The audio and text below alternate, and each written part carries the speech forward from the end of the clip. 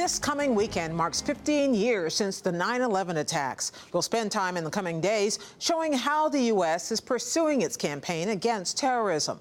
Also, the state of the war in Afghanistan and the lives of its people. But we begin first with the first of a two-part series from Miles O'Brien on the technological evolution of terrorism and those who fight it. It's the focus of the film he produced for the PBS program Nova, premiering tomorrow night, 15 Years of Terror. Tonight, an inside look at the changing face of counterterrorism.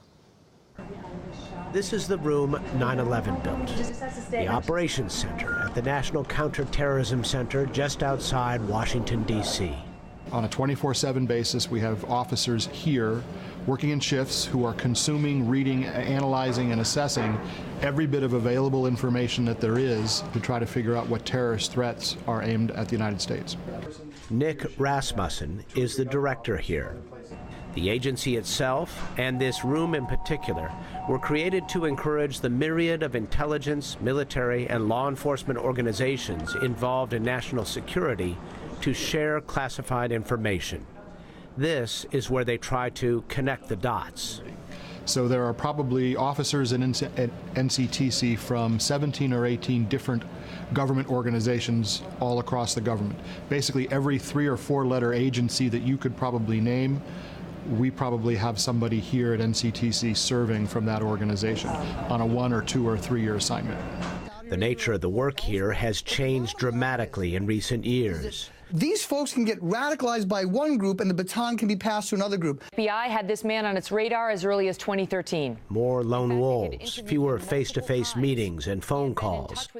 The internet as a source of inspiration and planning. Self-radicalization doesn't have to take many months or many years. Increasingly, what connecting the dots means to me is dealing with the huge volume of publicly available or open source or unclassified information that's out there that may have terrorism relevance. And the work we're doing now with our partners in the intelligence community often doesn't involve really sensitive intelligence. It involves looking at Twitter or looking at some other social media platform and trying to figure out who that individual behind that screen name, behind that handle, might actually be and whether that person poses a threat to the United States.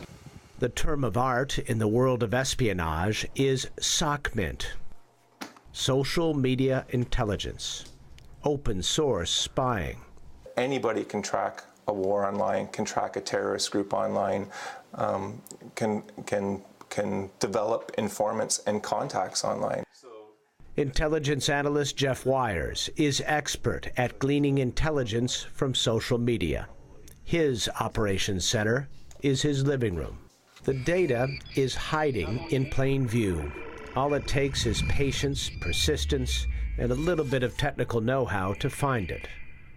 For instance, many Islamic State fighters do not disable the geographic tracking capability built into their mobile phones. Some, I think, do it by error, so they either don't realize that their phone is broadcasting the information, or they simply don't care. So when we look at Raqqa and Mosul, over the last year, there was lots of content, lots of geolocated content coming out of those areas. The technology makes it easy for anyone to track a terrorist. If he broadcasts from Raqqa and then I again see him in Turkey and then I again see him moving into Europe, well, this is a way that we can potentially interdict with somebody that may be looking to do an attack.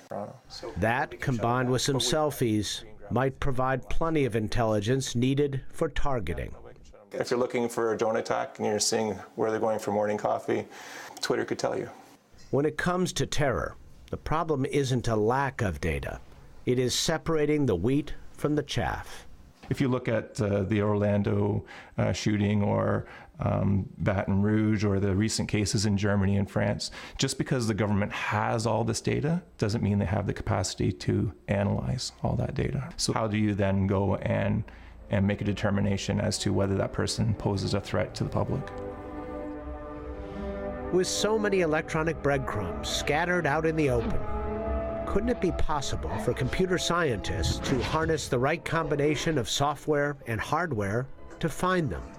All right, Howard Marks, where are you? And make pre-crime arrests as depicted in the 2002 movie Minority Report. I'm placing you under arrest for the future murder of Sarah Marks and Donald Dubin that was take place today, April 22nd, at 0800 hours. Provocative, dark science fiction now, but maybe not forever. At the University of Maryland, computer scientist V.S. Subramanian is applying a big data approach to fighting terror.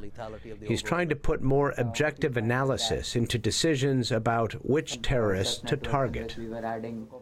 I'm a scientist, and when somebody says we degraded Al-Qaeda by taking person X out, if I can't measure it, I don't believe it. He and his team focused on the Islamic terror organization Lashkar-e-Taiba, the group responsible for the 2008 attacks on Mumbai, a dozen coordinated shootings and bombings lasting 4 days that killed more than 160 people. So what you see here is the terrorist network corresponding to the terrorist group Lashkar-e-Taiba, and each node that you see here corresponds to an individual. They compiled 21 years of data on the group and its actions. All of it is fed into some sophisticated software, an algorithm that he calls STONE, for shaping terrorist organization network efficacy.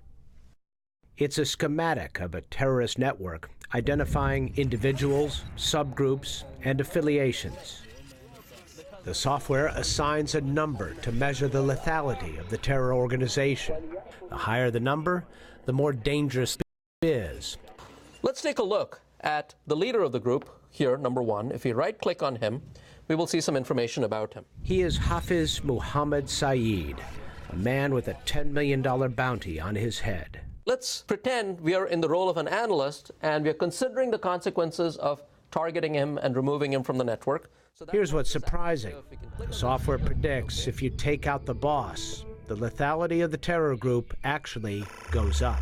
You may be faced with a situation where the new leader is either much more aggressive about carrying out operations, or much better liked, or much more competent in carrying out his operation. But what would happen if Saeed's 3 top deputies were all taken out? The number goes way down. Lashkar-e-Taiba becomes much less of a threat. You can have a much more efficient counterterrorism operation that significantly weakens a group by targeting just the right people. So could the same software one day predict an attack? Is it possible to identify surefire signals of trouble ahead? Sort of.